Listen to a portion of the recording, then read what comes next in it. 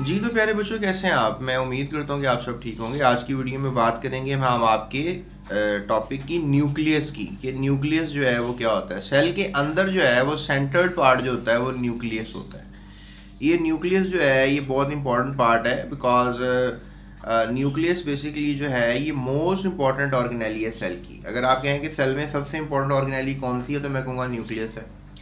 Animal cells, it is located almost in the centre of the cell. ये आपको देखें cell के किस में नज़र आ रही है? सेंटर में नज़र आ रही है। तो ये सेंटर में लोकेटेड होती है। न्यूक्लियस जो है वो कहाँ पे लोकेटेड होता है?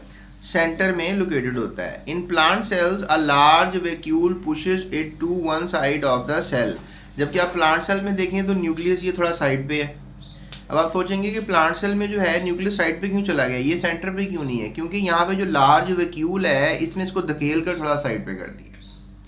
यानी एनिमल सेल में आपको ये सेंटर में नज़र आएगा, एनिमल सेल में आपको ये सेंटर में नज़र आएगा न्यूक्लियस, लेकिन प्लांट सेल में आपको थोड़ा सा ये धकेला हुआ साइड पे नज़र आएगा न्यूक्लियस।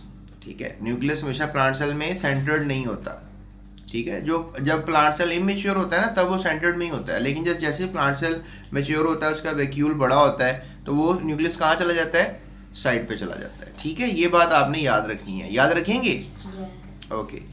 उसके बाद in plant cells large vacuole pushes it to one side of the cell. ये मैंने आपको बता दिया। Nucleus act as a brain of the cell and control its function. यानी कि ये न्यूक्लियस होता है, ये सेल का ब्रेन है। समबडी आस्क यू कि भी सेल का ब्रेन क्या है, तो आपने कहना जी न्यूक्लियस सेल का ब्रेन होता है, और इसके फंक्शन जो हैं वो पूरे सेल को कंट्रोल करते हैं। यानी कि जो हमने छोटे छोटे सेल्स की बातें की हैं, तो यू कैन से कि ये जो डिफरेंट हिस्से हैं सेल्स के, ये कंट्रोल करता है न्यूक्लियस। ठीक है, न्यूक्लियस सेल का ब्रेन होता है, याद रहेगा। उसके बाद है जी, nucleus is also bounded by a membrane called nuclear membrane. अब जिस तरह सेल को आपको पता सेल मेम्ब्रेन से जो है वो कवर किया गया, सेल जो है किससे कवर्ड है?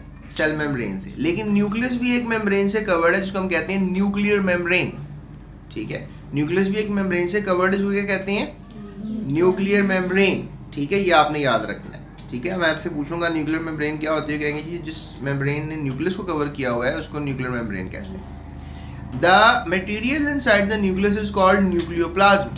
ठीक है, आप ये कह लें कि जो भी न्यूक्लियस के अंदर होता है उसको न्यूक्लियोप्लाज्म कहते हैं, या कह लें कि न्यूक्लियस के अंदर फ्लूइड भी होता है उसको भी न्यूक्लियोप्लाज्म कह सकते हैं।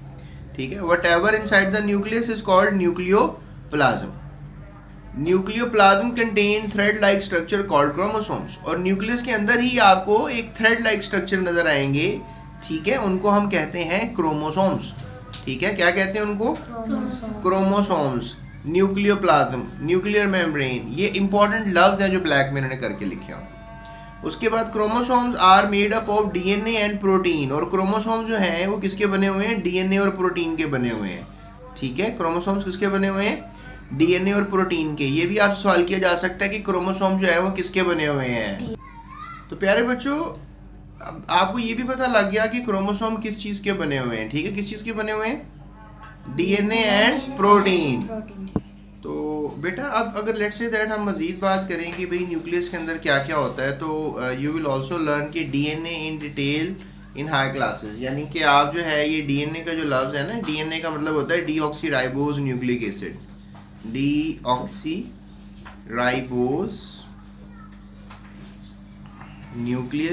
न्यूक्लिक एसिड यानी कि डीएनए। ठीक है, ये डीऑक्सीराइबोज एक ही लफ्ज़ है। ठीक है, तो इसके बारे में आप बड़ी क्लासों में पढ़ोगे, ये आपको मैंने बात बतानी है। The nucleus is also contain one और more small dark coloured area called nuclei. अब इस न्यूक्लियस के अंदर भी जो है आप कह लो कि जिस तरह ये डार्क कलर एरिया आप कह लो बता रहे हैं, मतलब it's not a perfect picture. जिस तरह ये न्यूक्लियस है ना, तो इसमें आप देखो ये डार्क कलर एरिया है, that is nucleolus. If somebody ask you कि न्यूक्लियोलस किधर होता है, तुम कहोगे न्यूक्लियस के अंदर होता है न्यूक्लियोलस। ठीक है, न्यूक्लियस कहाँ होता है? सेल के अंदर। सेल कहाँ होता है? बॉडी के अंदर। तो प्यारे बच्चों, ये था हमारा आज का लेक्चर जिसमें हमने बात की आपसे न्यूक्लियोलस की। अगर कभी किसी सेल में जो है अगर दो हों न्यूक्लियोलस, तो उसको कहेंगे न्यूक्लियोलाई। ठीक है, क्या कहेंगे?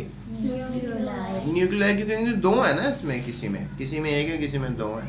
तो ये सबसे इम्पोर्टेंट बातें हैं जो मैंने आज से शेयर की हैं। किसके बारे में? सेल के न्यूक्लियस के बारे में। किसके बारे में? सेल के न्यूक्लियस के बारे में। So that's it, thank you so much. अपना ख्याल रखिएगा, जाते हुए चैनल को सब्सक्राइब कीजिएगा, डिस्क्रिप्शन में लिंक है, उसमें पूरी बुक की वीडियो में फ्री ऑफ कॉस्ट देख सकते हैं, देखिएगा। अल्लाह हाफिज़।